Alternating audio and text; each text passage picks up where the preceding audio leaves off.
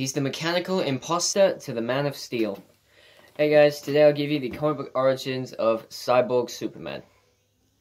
Now before I start, I just want to say that I have just seen the second trailer for Avengers Endgame, and if you haven't, please do it as soon as you can. It will absolutely melt your mind. It is beyond words for me.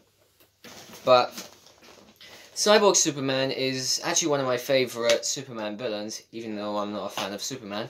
But he has actually appeared in numerous forms of media, in the comics, the cartoon series, even making an appearance as a guest player in the Injustice Gods Among Us game. He even appeared as a character in the animated movie Reign of the Superman. But his real name is Hank Henshaw, and he was actually was a brilliant scientist who was part of a space exploration team which consisted of him, his wife Terry, and these two guys, Jim and Steven. But whilst they were in space, their ship had been struck with solar flares which sent them plummeting back to Earth. Managing to get out of the space shuttle, Jim and Steven had actually discovered that their bodies and their physiology had changed. Since Steven had turned into a being of energy, whereas Jim had managed to reform his body with all the materials around him. But Hank and Terry were the only ones that appeared to have survived it unscathed, even though Hank's hair had turned white. Since this all was funded by LexCorp, they wanted to go to Metropolis in order to find a way to help their condition. But arriving at LexCorp, they got into a bit of a fight with the Sentinels there. And when Superman showed up, he mistook the team for a group of supervillains. But Hank was able to tell Superman what had happened, and the fact that they had been changed because of the solar flares in space. Hearing this, Superman had actually felt fairly responsible, since days before he had just defeated another enemy of his known as the Eradicator.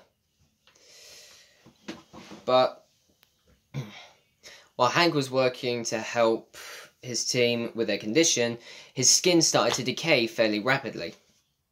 Not only that, but Steven had actually gone insane and had flown into the sun. Whereas Jim had not fared as well either. He had actually committed suicide by stepping into an MRI machine. With Hank nearing his own demise, he decided to use Superman's birthing matrix, which was the machine that had been used to carry him from Krypton to Earth, in order to give himself a new body. Managing to assemble himself into a technologically advanced body, he returned to his wife in his new body, but she actually got the shock of her life seeing him, and much like the rest of the team, she actually committed suicide herself. So Hank uploaded his consciousness into the pod's birthing matrix and jettisoned himself into space, hoping to return in order to kill Superman. But when he did actually return, Superman was already dead because of his fight with Doomsday. But when Hank returned, he actually took the form of Superman with bionic body parts. And he told Metropolis that this was because of his fight with Doomsday and was the only way to bring his body back to normal. Well, in a way. But he even went as far as to destroy the Superman memorial that had been put in Metropolis in order to remember him by. But when the president came to meet Hank, he had no other choice but to address him as the real Superman. This then gave Hank the idea for the name the Man of Tomorrow, but this even began a fight against a load of other Supermen who had turned up in order to be the next Superman, since he was already dead. But when Superman did return, it sparked many a conflict between these two. Because of the birthing matrix that he had spent time in, Hank had managed to upload everything of Superman into himself, so he got all of his powers and all of his weaknesses. But Cyborg Superman has even made it into the Arrowverse, where he has been in Supergirl, obviously. But not only that, he has even joined the Sinestro Corps, or the Yellow Lanterns of Fear. But that's about it for Cyborg Superman, guys. Be sure to like and subscribe and comment what you think down below, and I'll come back tomorrow to give you more origin stories. See you guys.